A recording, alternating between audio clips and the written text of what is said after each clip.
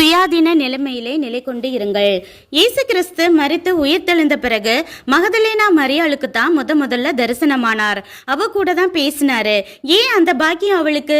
அவளும் முதலில் இயேசுவை தேடி வந்தது தன்னுடைய விடுதலைக்காகத்தான். இயேசப்பா அவளிடம் இருந்து 7 பிசாசுகளை துரத்தினாரு. எதிர்பார்த்த அற்புதத்தை பெற்றவுடனே பின்வாங்கி ஓடிடாம சந்தோஷமாகி இயேசுவை உறுதியாய் பற்றி கொண்டாள். ஊழியத்திலும் இயேசுவுடன் கூடவே நின்றாள். சிலுவையும் பாதையிலும் இயேசுவின் பின்னாடியே போனாள். மரித்த பிறகும் சிலுவையின் கீழே அழுது கொண்டு நின்றாள். 3ஆம் நாளிலும் அதிகாலையிலே எழுந்து கல்லறையில் இயேசுவை தேடி புறப்பட்டாள். இப்படிப்பட்ட நன்றி விசுவாசம் நமக்குள்ளே இருக்கிறதா? நம் தேவைக்காக மட்டும், பிரச்சனை வந்தா மட்டும் இயேசுவின் ஞாபகம் வருகிறதா?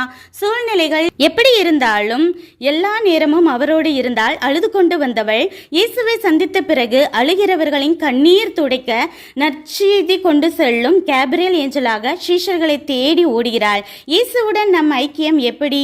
ஆராய்வோம். நன்றி.